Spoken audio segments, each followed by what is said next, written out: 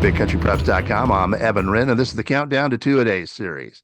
Our daily look at an area football team and the key questions we'll be answering about that team in our August 21st preseason football preview here at Big Country Preps. I'm with my partner, Dan Youngblood, via Zoom. And tonight, Dan, we got a special edition to close out the Countdown to Two-A-Days series. We're going to be talking about all three of our locals right here in Abilene: Cooper, Wylie, and Abilene. Yeah, it's wild to think about it, but this will wrap up our Countdown to Two-A-Days series. We are starting football practices tomorrow, so you and I are going to be hitting the road all week, really beyond this week to do our photo tour, our annual deal where we're going around the big country and taking photos of all the kids throughout the area. So we'll be starting the season here pretty quick. We'll be putting out our preview, obviously, the 21st, and the following week we'll have games. So pretty wild to think about, but it's going to be fun to talk about the locals tonight. And talk about some of the questions facing each of those this season. Obviously, there's a lot to talk about. These are three teams that have been playoff mainstays, and I'd expect them to be again this year. So we'll get into those questions here in a little bit. But yeah, a lot to digest, a lot to talk about here. Right before we get going, I want to remind you YouTubers to please hit the subscribe button. Also, hit that little bell so you'll get notifications each and every time that Big Country Preps comes up with a new video. Also, we'd like to thank a couple of our sponsors, beginning with For the Love of the Game Broadcasting and our old friend Terry Slavens, owner of KLAX 93.5 FM out of Breckenridge, 97.7 FM KATX out of Eastland, Classic Country AM 1330 out of Graham, 94.7 FM KWKQ out of Graham, KROO 1430 AM out of Breck, and KWBY 98.5 FM out of Ranger. That is For the Love of the Game Broadcasting. Also, Rob Durham, sales consultant at Bear Chevrolet Buick Cadillac up in Breckenridge. If you're in the market for a vehicle, give Rob a shout at 254-559-2266. He's one of the nicest guys you'll ever want to meet. That is Rob Durham up at Bear Chevrolet Buick Cadillac in Breckenridge. All right, and with that, let's go ahead and jump in. We'll start with the Cooper Cougars, a group that made the playoffs and extended their long playoff streak last year with a 5-7 record. Won a playoff game again. They've got a good group back. They've got 24 lettermen returning, including 8 offensive and 9 defensive starters. So a lot of kids back that have played a lot of football for them. I know they're excited about the experience they have, but it's going to be fun to see kind of how some of those kids that were maybe support players last year, kind of move into those go-to roles this year. All right, well, let's jump into some Cooper questions here. And one that I would have for you, Dan, since you're the reigning Cooper expert, is can they balance that offense out enough or get more of a passing game going this year to balance the offense? What do you think? And I think that's going to be a big part of it. Obviously, Cooper really for a long time now has had some really, really dynamic running games. That's been a big part of what they've done. But their best teams, when you look over the past several years, have also been able to bring that balance to the passing game. Last year, they weren't quite able to do that. Austin Cummins, their starting quarterback, threw for just under 1,000 yards last year. I mean, he showed some flashes, but the passing game just wasn't real consistent. So I'm very interested in see that as well. I think that is going to be one of the bigger questions. I think they'll run the football. Cooper always runs the football well. And they do have some weapons. They've got a couple of guys who are pretty dynamic receivers. When you talk about Xavier Alexander and Jaden Carrillo, a couple of really quick, speedy guys. Not real big, but kind of those slot back type guys that can really get the ball up a seam and run. They just have to find a way to be more consistent in that passing game. But I think if they can do that, they've got a chance to take a big step forward. Because again, I think they will run the football because that's always a strength of the Cooper offense. Depth up front will help. Can they develop it on both sides of the football enough to compete in this district and region? And that's going to be the question too, particularly on offense. They lost a lot of key players on that offensive line. They're going to need some young guys to step in and prove that they're ready to take those roles. That's something again that Cooper's traditionally done pretty well. They've done a good job of developing O linemen that can get a push and get that running game going. I think they will there. And the defensive line is going to be interesting because honestly, when you look. Their best player on their team is a defensive lineman, Dyson Davis, at the defensive end position, but they're going to have to find some guys around him. They have a couple other options in the middle, in the interior line. They've got a couple of kids who did some nice things. Alejandro Ibarra has been one of them, but they've got to find more depth, I think, along both lines, honestly, if they want to really be ready for kind of the rigors of what's going to be a tough district schedule. All right. Now, Cooper's got 9 guys back defensively. Can this be one of the better Cooper defenses that we've seen in quite a while? How good can these guys be? I think he's going to be really good, and that's another thing. Aaron Rohn, obviously a former defensive coordinator, that's something he prides himself on. He wants his teams to be strong defensively, and traditionally they have been. And again, when you talk about Cooper's best teams, you're talking about basically sometimes shut down defenses. This one looks like it might have that, but again, I think it's going to come down to depth. I think there's like you said, nine returning starters. From a defense that was pretty solid last year, if they can develop some depth behind those guys, so they again can kind of fight through a full district schedule, it's going to be fun to watch. Because I think if this defense can be as good as maybe we think it can be, that takes a lot of pressure off that offense, where they're not having to maybe take the chances and those sorts of things in the passing game. So yeah, I think if Cooper can get back to where they're playing that level of defense and be complementary, playing complementary football, it's going to be fun to watch because when Cooper's at its best, that's what it's doing. All right, and with that, Dan, we're going to take a look at the Wylie Bulldogs. And this is going to be an interesting team too. I think that Coach Clay Martin's program has turned a corner. The last 2 years they've been really good.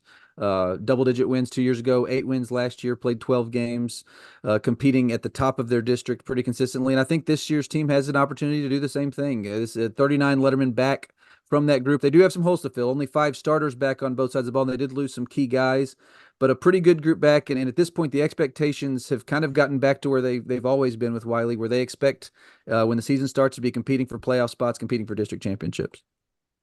We got the quarterback back. Bear Ming is returning for his second year. What do you expect from him? I think that's one of the more fun aspects of this team. Ming obviously stepped in there last year, threw for over 2,000 yards, 22 touchdowns, and added something to the running game with 300 yards and 5 more scores. But I think there's a lot of meat left on that bone. I think he can be a lot better than he was last year, just in terms of consistency. I think we saw the flashes of brilliance. You go back and look at what he did against Stephenville, for instance, last year. He was unreal, really, really good. Showed kind of the potential he has. I'm interested to see that now that he's a senior with a year of experience under his belt in that offense, if he can maybe put that kind of effort forth, more often to where that level of consistency is there. Because if it is, he's got an opportunity. He has the talent to be one of the better quarterbacks in the entire area. So it's going to be fun to see if he can kind of take that step forward in his development. Big up front. They've got a good running back in Julius Lane. So Bears got some. He's got some backup. It's nice as a quarterback to have that running back or that running game behind you. It takes a lot of pressure off of you. Yeah, and that's going to be interesting because their line is huge. You look 320, 265, 260, 255. I mean, you're talking about basically 320. You're talking about 255 is kind of the low water mark of the guys they're going to be putting on their line this year. And then you mentioned Lane. He's a 220-pound back, a huge kid, runs super hard. They have a chance to have a really nice power running game this year. And I think that'll help because the one area where Wylie did suffer probably the biggest graduation losses on offense was to its receiving core. If they can get that running game established, it allows some of those younger receivers to kind of find their footing and kind of find where they fit within the offense. They do have a big receiver back in Hunter Hood, who had a really nice year last year. But they're going to need some other guys around him to spell some of the guys that they lost last year. So if they can get that running game going, it's going to be a lot of fun because I think this offense has a chance to be really explosive. Riley does have some key vacancies to fill, but it's been their history in the past to manage that sort of thing. Yeah, and that's going to be another thing that I think is going to be kind of really intriguing to watch is what kind of production they get from their depth, from the young kids coming up from a 5-5 JV team, and from the kids who were playing in backup roles last year.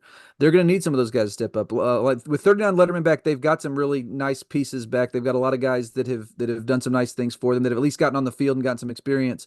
But they are replacing some really heavy hitters when you talk about some of the guys they've lost on both sides of the football. Some guys who have been multi-year starters for them, multi-year standouts for them. So they are going to need some new guys to step up, and I think that's going to be an interesting that could end up being the key to this team's ceiling. If they can get those kind of guys to fill in the depth roles and to fill in those open vacancies, they got a chance to be really good. And like you said, that's something Wylie has done really well in the past. All right, now with that, we're going to move on, Dan, to the Abilene High Eagles. Man, on paper, they look pretty good to me. That looks like a playoff team with a chance to go somewhere. And Abilene High is another one of those programs, a lot like Wylie. They went through a little bit of a down period, and they're back rolling again. Last year had a phenomenal season, one of their best seasons in almost maybe a decade. 11-3, got to the fourth round of the playoffs, and really had a very fun season. And they've got 26 Letterman back from that team, including 7 offensive and just 3 defensive starters. There's going to be some questions to answer there, but this is a team that has done a really good job of reloading on defense when it's needed to. So it'll be fun to see how that plays out. All right, now they're going to have to work in a new quarterback.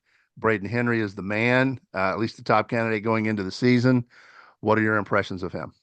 Here's the neat thing about Braden is just a phenomenal athlete, and he's gotten playing time each of the last 2 years. He's now a junior. He's gotten on the field in kind of a slash role, almost a Cordell Stewart type role, where he's bouncing between the running back, quarterback, inside receiver, and he's finding a way to impact games from all of those roles. This year, he gets to slide into more of his natural position at quarterback, and I'm telling you, this kid is electric. The one thing I think the big question will be kind of how dynamic can he be in the passing game? This kid is unbelievably fast. You in pads, there are a few kids in the state faster.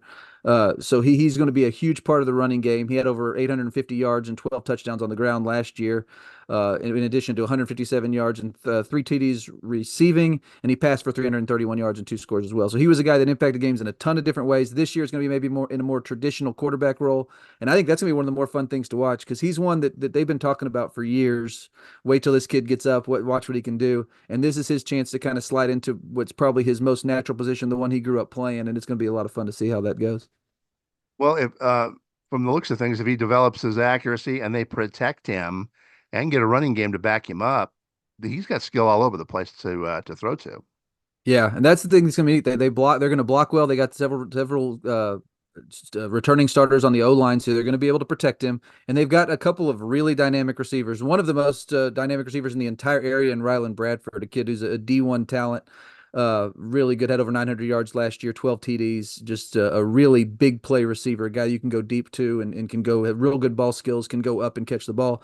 So that's going to be a huge advantage, kind of a safety net almost. And then they've got a couple of really good possession receivers. Bryson Perez being one of those, had 500 yards and four touchdowns himself. So a ton of weapons around him offensively. And I think that's going to be the strength early this year. They've got a lot of returners left or a lot of returners back rather. So I think that this offense is going to kind of carry the load early as that young defense kind of finds its footing. Only a few returning starters for that defense, but Abilene's been one of those ball clubs that has managed in the past to just quickly rebuild that defense and get it going. Yeah, that was kind of the case. We talked about that last year where they didn't have a ton of returning stars. They had a few more than they had this year, but it was kind of a similar situation where I just said, I don't ever worry about Mike Fullen's defense. He and James Williamson are always going to put together a really good defense. That's something that's been a staple of Abilene High football for as long as I've been in Abilene, which is what, going on 17 years now. So I think even with those three returning starters, they're going to find a way to play good defense because that's what Abilene High does. It may take a little longer to get to their ceiling this year than it has the past couple of years because there are going to be some young kids on the field who are going to make some mistakes because that's what young players do. But I think what you will see over the course of the season is a defense that is much, much, much better in week 11 than it is in week 1. And by the time they get to the playoffs, I think it's going to be right there along with the offensive strength of the team. All right, and with that, we're going to take a look at all three of our local teams' schedules for 2024. We'll start with the Cooper Cougars, and we'll look at the non-district portion of it first. August 30th is the home opener. That's going to be against Azle. September 6th, we'll see them face Abilene High. Of course, that's going to be uh, over at Shotwell Stadium. That's kind of a neutral field in that instance. San Angelo Central is up next on September 13th. That's at home. And then a road date at Lubbock Coronado on September 20th. And that takes them straight into district on the 27th of September at Wichita Falls Memorial, one of two new schools in that Wichita Falls ISD, which did a complete reshuffling of its district. It's a wild situation over there. Then they come back home to take on Abilene High on October 4th before going to Lubbock Cooper, a new team that had dropped down from Division One. That's going to be a big challenge there on October 11th. Then they host Plainview on October 18th before going back to Wichita Falls for a game against Wichita Falls Legacy on the 25th of October. They finally get their open date on November 1st before hosting Amarillo Palo Duro in their regular season finale on November 8th. Okay. All right, Dan, as you see it, what is Cooper's game of the year? What's the most important game for them to win? And this is a really tough question this year in that district because it's really hard to predict what you're going to get from the Wichita Falls schools. That I don't know if everyone who's watched this has followed that situation, but Wichita Falls ISD, which used to have Wichita Falls High, Wichita Falls Ryder, and Wichita Falls Hershey, consolidated its district, built two new high schools, Memorial and Legacy, and just spread all those kids to two schools now. So it's really a weird situation. It's one where it's really a wild card, honestly. So I'm going to put those two Wichita Falls games. I think Lubbock Cooper moving down is probably the favorite in that district. I think Abilene Wylie's probably going to be in that mix as well. I think the two Wichita Falls teams, you've got to split with the Wichita Falls teams if you want to make the playoffs. So I'm going to say I think that those are Cooper's two biggest games of the year. All right, with that, we're going to go over to Wylie and take a look at their schedule for 2024. Again, we will begin with the non-district portion of that. August 30th at Brownwood. Wow, man, what a fun matchup that's going to be at Gordon Woods Stadium. September 6th, the home opener against Lubbock Monterey. A week later, they'll be traveling to Lubbock Coronado. They'll be hosting an excellent Stephenville team on September the 20th, and keep an eye on that Stephenville team. I'm telling you. That'll be their final non-district game of the year, and then they jump into district. And you mentioned the Brownwood matchup, the Stephenville matchup. Those are two that they've preserved since they moved up to 5A, and it's been a treat for everyone because those have been a lot of really good matchups between those two teams, or those three teams rather. You mentioned jumping right into district again. Their open date comes later in the year, so they jump right into district on September 27th with a home game against Wichita Falls Legacy before traveling across town on October 4th to take on Abilene Cooper. They come back home on the 11th of October to take on Paladuro before going to Wichita Falls Memorial on October 18th. They finally get their open date on October 25th, which is a good one because it comes right in front of a huge game November 1st at home against Lubbock Cooper. And then they wrap up their district schedule November 8th at Plainview. All right, game of the year, Mr. Youngblood. For Wylie, what is, as you see it, what is the most important game for Wylie to win this year? I'm going to go with that November 1st home matchup against Lubbock Cooper. I think that has a chance to decide the district championship. Again, Wichita Falls, one of those Wichita Falls schools will likely be in that mix as well. But I think I think Lubbock Cooper dropping down from Division 1 to Division 2 will be widely seen as the favorite in this district, most likely. But I think Wylie, with what they've done the last couple of years, is going to be gunning again, hoping to compete for a district championship. And I think that Lubbock Cooper game will be a massive one. Last year, Wylie pulled out a really fun game on the road against Lubbock Cooper. Wylie has more returning lettermen than Cooper has. I think that one's going to be a really fun matchup that could well decide this district. All right, we will conclude the countdown to two-a-days series for 2024 with the Abilene Eagles. We'll take a look at their schedule, the non-district portion first. August 30th, a road date at San Angelo Central will start things off. The big game with Cooper at Shotwell on September the 6th is next. They will go to traditional rival Odessa Permian on September the 12th. They'll face Midland Legacy at home on September 20th, and that is the final non-district game for the Eagles of the season.